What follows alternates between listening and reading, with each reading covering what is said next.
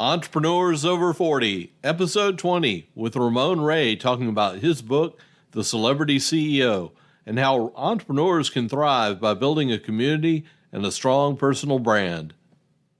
The celebrity CEO concept is that you can be well known in your market or industry. You don't have to be globally known. You don't have to be worldwide famous, but you can be well known in your slice of the world. You're listening to Entrepreneurs Over 40, the show for somewhat mature entrepreneurs and side hustlers. And now your host, Greg Mills. Our guest today is an in-demand expert on small business success. He's a global keynote speaker, event host and MC, entrepreneur, and best-selling author. He's the founder of SmartHustle.com and entrepreneur in residence at Oracle Netsuite. He started 4 companies and sold 2 of them.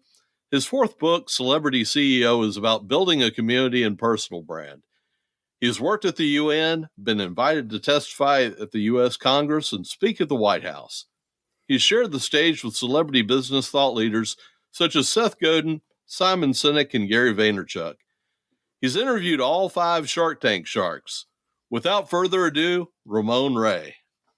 Hey, Greg, thanks for having me. It's good to be here, brother. What's going on, man? It's great to have you. Can you take a few moments, fill in the gaps from that intro, bring us up to speed with what's going on in your world? Sure. I run Smart Hustle Media. That is a marketing agency on one hand where we provide a lot of value and information and content, articles, podcasts to small business owners. We have a community of thousands and thousands. On the other hand, we work with large tech brands primarily and help them reach small business owners. So that's one part of what I do. I also am a speaker. So I'm paid to entertain audiences around the world, online and offline. And that's the 2 things primarily that Ramon Ray does. Okay. Now, as we kind of alluded to in the intro, you had originally worked at the UN. Yeah, that was one of my first jobs while I was starting college. So I was relatively young, about 20-something years old. At the time, I took a year off or so from college. So I started a bit late, meaning a gap year. But yeah, I was very young at the time, one of the youngest hires. And I was there for many, many years. And at the UN, they have pretty strict rules against having side hustles. And at the time, my boss had given me permission to have a side hustle. In fact, I had several. But then someone got quite a bit of jealous at me, Greg. I don't know if you've gone through that. We have someone who's like, why can he do it? And they made a big stink about it. The permission was revoked. But by then, Greg, I was a thriving side hustler entrepreneur. So I didn't stop my side hustles. And lo and behold, my contract was not renewed, which is another word for saying fired. And that ended my career at the UN. But I learned a lot. I think I matured there to some degree, learned a lot about people. And it was a good run. I'm glad I was there, except for the part when I wasn't. Yeah, I can understand that. It really surprises me that you were at the UN. I say this just because everything I've heard about diplomats, they're supposed to say a lot of things, but without saying anything. And you obviously do not fit that mold. And to be fair there, when I was there, not as a diplomat, I was an administrative officer. So okay. I was managing an office. But to your point, you're around diplomats and people that have somewhat of a suave about them. So I get the thrust of what you're saying for sure. So what type of business were you running at that time? The first business I started was Family Computer Consulting Services, and that was a small technology consulting company. Just me, small company, below $1 million in sales, but it was a company. Mm-hmm. I dissolved that. Then a second business I started was smallbiztechnology.com, a blog that really helped to take the Ramon Ray brand to a certain level. I ran that for 20 years, and I sold it, in fact, 2 years ago, 2019. So that would have been 20 years ago, 20 years to the date when I first started it. I also started an event business called the Small Business Summit, and that I sold while at the UN as well, ironically. And today I've been running for about 5 years now, Smart Hustle Media, which is the company I talked about earlier, the media company, inspiring small business owners. Okay. Now, did your having an IT background when you were unceremoniously or ceremoniously let go from the UN, did that help you continue on and start your blog? Yeah, I'd like to think, Greg, that was a knack for it. The technology, it wasn't so much the technology company, but I built my own computer to give you a sense of where I came from. Yeah. I'm sure you may remember Radio Shack kits. You have the little spring and you tilt the spring, strip the wire with your teeth and put the thing in the little spring. So that was my world, my generation, Prodigy, AOL. So I think more so that hobbyist interest of tech is what enabled me to start the technology company, which all that combined made me very fluid with some of your listeners will know FTP, Microsoft Front Page. That's not too geeky compared to what we're doing today, but right? Some people, the guy who could fix the fax machine if it wasn't working, fix the copy machine in an office. So that kind of handy type of slant of the brain. Yeah, it seems like if you're in IT and it's got a power cord, it could be a toaster and you're responsible for it. That's right. Now, we hear the word brand get thrown around a lot. How do you define the term brand? Yeah, it is thrown around quite a bit. And I think that some people may say a brand is what people say when they don't talk about you, what your customers memorize you by and things like this. And I think all those are correct. I know for me, Greg, really what's important for me is I think, what do people know you best at? I know for me, a lady came up to me after an event and said, Ramon, I know you like burnt pancakes. I was so honored because she thought it was like a negative. She's like, I hope you don't mind. But I said, no, I talk about my love of burnt pancakes and bacon every 2 weeks. I cut it down from every week. So I'm glad that that's clearly you've been in the Ramon funnel enough to know that's what I like. So yeah, for sure, Greg, I think that a brand is important. What do people know of you as? And I think if you don't have a brand and people are like, Ramon, don't really know what he does. How do they know where to place you and peg you to know what to hire you for or what to call you for, even if they need advice? So I think brand is in one point, it's your website and things like that is an important part of the brand. But I think it's really, why do people rally around you? What are you offering to people of value that makes them want to take notice to what you're doing? That I think is brand. All of us will arguably say Michael Jackson, moonwalk, Mike Tyson, boxing, Katy Perry, singing. What's Greg known for? What's Ramon known for?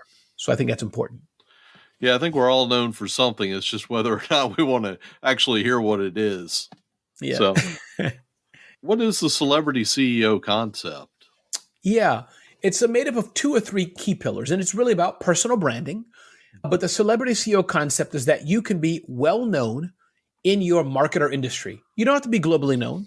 You don't have to be worldwide famous, but you can be well known in your slice of the world. So if you're a plumber in a small town in Dallas, Texas, you may be well known in that area because you give cookies to all the kids after a plumbing job in the home, whatever it may be. That's your brand. You're well known in that area. So the celebrity CEO is encouraging small businesses that, listen, you may not be well known as Donald Trump or Barack Obama or whoever it is, but you can be well known to that specific sector of people and they can call upon you when they have a need.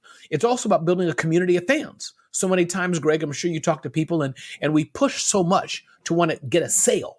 But I'm like, slow down a bit. And instead of going so fast to go for the sale, try to build trust and relationship, as my friend John Jantz talks about.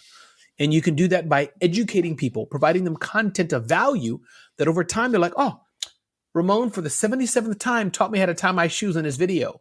Maybe I'll buy shoelaces from him. That's a silly example, but that's what the celebrity CEO, that you can build a community of fans, nurture people to buy from you, and you build that relationship of trust and relationship with them. Yeah, I was just thinking back to, my childhood. I went to church and there was a guy named Mr. Winters that I would, see him, and he'd always have a spearmint or, peppermint, and he'd give them out to the kids. I don't live anywhere near there today, but I've told that story to so many people now. And Mr. Winters has gone on and passed and gone to his reward, but it's just, incredible what you're known for. Now, a large portion of my audience, myself included, are introverts or people that are not celebrities by any stretch of the word. Can they become a celebrity CEO? Of course. And to be clear, I think that having some cachet and wow factor helps. But just to be clear, you can be an introvert and be a celebrity CEO. You can be somebody who's not loudmouthed and have a podcast that reaches millions and millions. And you're known as the best person to shine cars. So they're not the same. So just to be clear, but yes, you can be an introvert, but the key is, are you providing intense value to your audience? Are you providing something to your audience on a regular, periodic, recurring basis that over time, the drum roll keeps making, oh, Greg's talking about this. Greg's talking about 40 over 40. Greg's talking about this over and over again, that then that locks into with what your brand is. Now, how do you advise somebody starting out and starting a community, or even, going back a few steps from that? Sure. Yeah, I think, Greg, there's 4 or 5 things that I think are very important for anybody who wants to dominate their industry. And for me, as an example, I'm not well known in the small business space. There's people who maybe have more cachet. Marie Forleo comes to mind. And I'm sure many other Instagrammers who talk. I can look at my bookshelf, Guy Raz, Seth Godin, Gino Wickman of Traction, John Lee Dumas. all have more fame than I have. But I must say, in the world of small business, for large brands reaching small businesses, I'm pretty well known. So the 5 things that I think that people can do, Greg, really are: 1, I'm a firm believer in the power of social media. I think you must be sending out a lot of content to the right audience in a very narrow scope and serving them with that. That's 1. Just by sending out several tweets, several LinkedIns, several Facebooks, several videos, you'll get to be known in that community. So that's 1. 2, I'm a firm believer that everybody should be having some sort of event they're doing. Could be an in-person event, could be online. If you want, you could even stretch and say a show could be an event, Facebook Live regularly, but something to bring your tribe together. That's 2, I think, very important. 3, I think, is a book. I do think it's helpful to have 1 or more books. I have 4, I'm working on my 5th, to have a book out because it adds credibility, and that's a hook to give people a reason why they should interview you, why they should talk to you. It gives you an asset to have. Even though everybody and their mother has a book is a 3rd thing that's very good. I think 4, getting publicity is important. Things like this. So as you produce more content, people are going to want to reach out to you over and over and over again. So getting publicity in some way, podcast or whatever it may be. There's a 5th thing: build your email list. Have a good website. And the email list is important, Greg, because as you know, if you're just having your world on social media alone, you don't own that real estate. So it's good to have something that you own and that you can reach out to people whenever you want. Now, how would you classify the difference between a customer and a fan? Yeah. Customer is one who is a transactional purchase. They buy from you, and that's pretty much it. They may come back and buy again and again, but I see a fan or a community of fans and also a fan may not buy from you, but a fan is one who may tell others about you. A fan is on there every day. Greg, when Greg gets published on his podcast, Greg, your podcast is supposed to come out every Thursday at 2 p.m. Where is it? That's a fan. So I think that you want a customer for sure to make that sale. But if you can serve your customers so well, where you're the first thing on their mind, now you've engaged with them on a whole different level, and they'll buy from you again and again. They'll tell others about you. And even if you're not a right fit for them at the time to buy from you, they'll still tell others, you should check out Ramon. As Greg, me and you are connected through our mutual friend, Zev. I know that you're a Christian and a fellow believer. Could you talk a little bit about Christianity and abundance mentality, and I don't know if you include the law of attraction in that? Yeah, I know what they mean, and you may want to unpack some of those, but I'll focus on the Christianity part, and then we can dive into abundance or law of attraction, like that. But Okay. I think that, yeah, I'm a dedicated, committed Christian, love Jesus Christ. And Amen, brother. Oh, yes, Yeah, me yes, too. yes. He's changed my life, and that's that. I believe that he's the source of my strength. I credit him with who I am. Yes, we learn, we read books, we learn from others, but I'm a person who has daily devotions, Bible reading, and prayer, unabashedly, unashamedly. And when the shelter in place happened last year, I say with no shame that I was wondering, what do I do? And I believe, divinely inspired. I had an idea for a big event called the Survive and Thrive Conference. And I was in a Wednesday night Bible study, and I got that idea. So my point is, yes, I'm a dedicated, committed Christian. And that doesn't mean life is going to be easy. But for me, I've decided to walk in the footsteps of Christ, and he's the foundation for how I try to live my life. Okay. Now, with the abundance mentality and law of attraction, do you see any kind of incongruity or incongruence with it? I know what law of attraction means, and I know what abundance mentality means, but how do you or your listeners define? Let's focus on law of attraction. Give me the context of how you would define it. Okay, unfair trick question.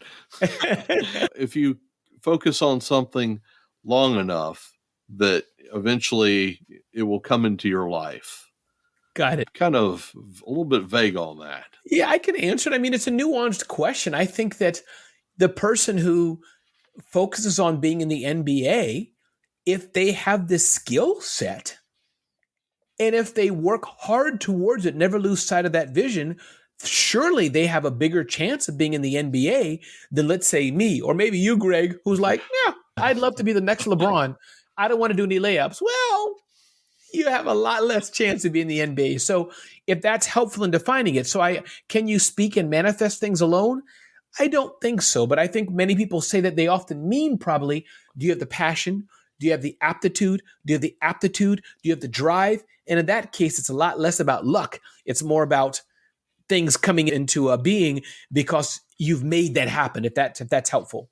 Okay, that is. And I apologize. It almost No sounded like a problem. gotcha question or No, I don't mind. You can ask me you can ask me how I make my pancakes. You can ask me any question you want. going back to your pancakes now. I assume you like them burnt because that implies maybe somebody else is making them. No, no, no. I like them. I just like the crunch, and I like the crunch as the syrup goes over it. I know it's not too healthy, people say, but hey, like kind of burned marshmallows, I like the crunchiness of it. I understand completely. I've had to make a few life changes on that. So I've read where you said that everyone has the ability to be magnetic in their personality.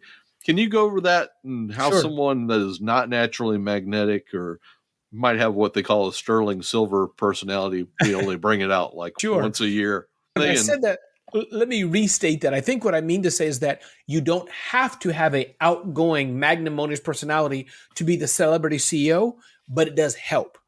There are some people who may be very quiet and very introverted and talk softly, but their message could be very powerful, and how they're leveraging the marketing tools we have to still reach millions. You have Joel Osteen as an example. He's a well-spoken guy, but he's not a TD Jakes, right? He's not the biggest, hey, everybody in zingers, but he's built a following due to whatever reason. Let's not get into politics or people listening don't like him or not. But the point is, he has a softer approach, but he still built something. So my point being, I think you can be a softer, more mild manner, spoken type person and still have an impact if you're able to telegraph that to your audience.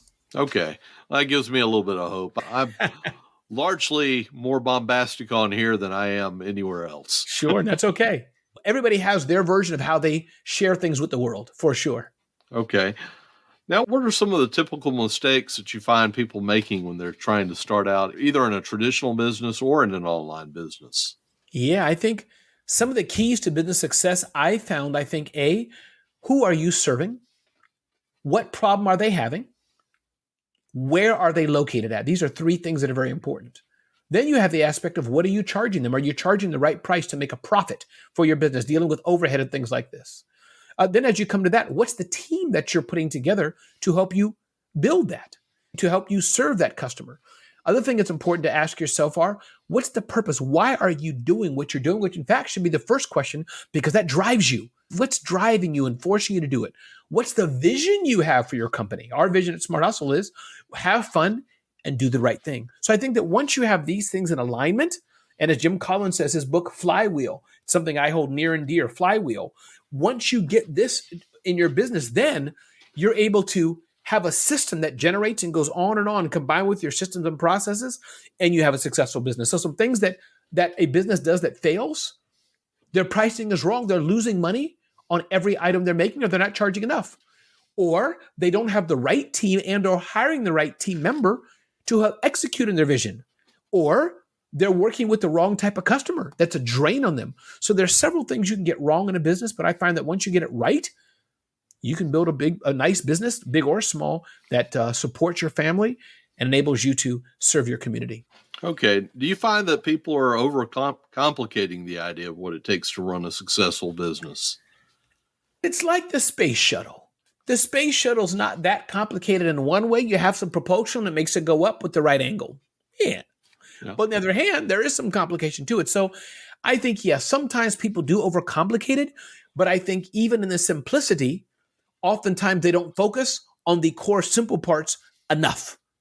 And then, of course, you have people who don't start the business because they're waiting for perfection. As Seth Godin says, of course, I quote him often, that, what to do when it's your turn, it's always your turn, right?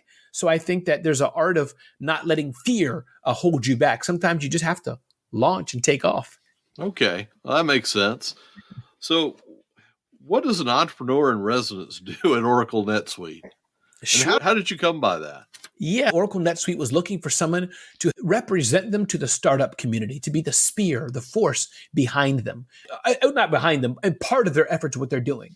So we came together and said, Ramon, can you host some events for us? Can you produce some contents for us? Can you be out there and host some events for us online? Can you interview some of our executives? And we put that together and said, Ramon, you're an entrepreneur. Let's give you this kind of entrepreneur in residence. I believe it's a French word, they had an artist in residence who had a more of a long-term tenure somewhere. And we put that together and bundled it into an engagement that would be a little more encompassing than saying, hey, Ramon, can you do a tweet? A little bit more than just that. I was, laughing a little bit because half the time I'm not sure I'm pronouncing it right. Should have gone with entrepreneur in residence, indeed. Yeah, I should have gone with an easier podcast name. Entrepreneurs Over 40. I like it. And So thank you for giving us a home, by the way. There's so many 40 under 40 lists, so I'm glad you have the 40 over 40. yeah. It often seems that the news media in particular picks up the stories about the 20-year-old, or if they're feeling generous, the 30-year-old entrepreneurs, but not the 40, 50, 60, and 70 Yes. crowd. So That's true. what do you consider the best business book that you've read outside of yours? Sure. I wasn't going to include that, but I've read so many and I have them on my shelf. I think I'm looking at the side here. I think of Marcus Sheridan's They Ask You Answer. Okay. That's one that I like quite a bit. I definitely like Gino Wickman's Traction about building business processes and core systems. I could pull out so many. I don't want my books to fall, but so many great books I've read. Gino Wickman's Traction, They Ask You Answer, Profit First by Mike Michalowicz. And by the way, people who are listening to this, if they just direct message me on Instagram, best books, I can send them a list of some of my top books. If they direct message me that on Instagram, best books. Okay. So you released your last book, The Celebrity CEO, in 2019. And I know you just mentioned that you're working on a fifth one. Can you talk a little bit about that? Sure. And I'm not sure when it's going to come out or how it will come out. It may be just released as a pamphlet, but it's about scaling your solo business or growing your solo business. That's the top questions I'm asked, Ramon. How do you get so much done? And how do I grow a very small business? I don't want to get big. I don't want to have 20 employees, 30 employees. I want to have only 5 or 3. Can I still grow and build a successful business that's highly profitable and still stay small? And my answer to them is yes, you can. Okay. I think that needs to be more than a pamphlet. We need actionable steps. That's true. Okay.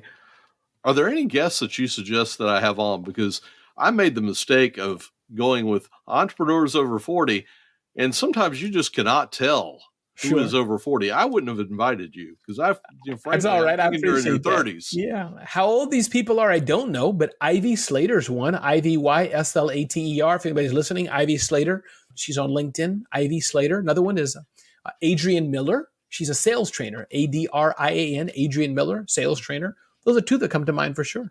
Okay. I'll look them up. I'm hoping that I can figure it out via their LinkedIn background. Or you can email me and remind me. I'll connect you to them. No problem. Okay. Yeah, there's nothing worse than asking a woman, so you're over 40, right? Or just simply have a 40 over 40 podcast. Most people will alert you if they're not. Very true. All right. Let's get ready to wrap this up. What's the number one piece of advice that you can give for our listeners? Probably don't give up. Keep pushing ahead. Don't give up. It's easy to give up. But if you think you're doing the right thing and you've studied it and looked at all angles, most of the time the success will come right when you feel like giving up. What's the best way for people to check you out and get in touch with you? SmartHustle.com is the flagship website where we give our information and inspiration to small business owners to help them start and grow their businesses, or RamonRay.com. I should have asked this before, but I'll ask it now. Is there anything that we haven't covered that you'd like to talk about? Oh, we'd have to have another 4-hour interview. But this has been a great discussion, short, quick, to the point. And I think we've given people some good concepts with how they can build their personal brands and given them hope, I think, that everybody is not going to be the president of the United States or some celebrity athlete, but we can all be known and be celebrities in our own key markets. Yeah, I think you've definitely knocked the ball out of the park on providing value. And thank you again. Oh, Greg, thank you. And I'm going to send our mutual friend Zev a little WhatsApp right now and say I wish him all the best. All right, that's a wrap. Thank you, Ramon, for being a guest on Entrepreneurs Over 40. Thank you, Greg. My interview with Ramon Ray was short, but I believe that it was packed with great business advice. Ramon didn't let being let go from the UN stop or define him. In fact, he spoke fondly of his time there.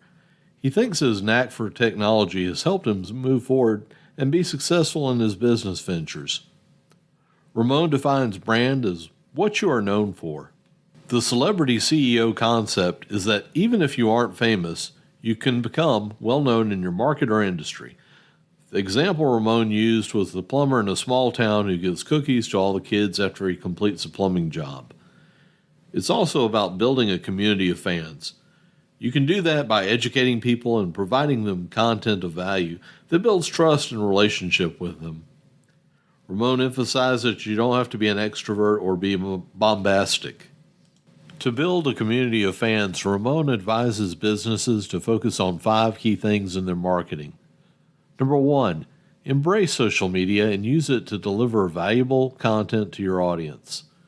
Number 2, meet your fans at an event, whether it be an online event like Facebook Live or an actual real-life meetup. Number 3, have a book because it adds credibility and adds a hook to have people want to talk to you. Number 4, getting publicity in some way to get your name out there. And number 5, having a good website and email address so that you can reach your fans on a platform that you can control.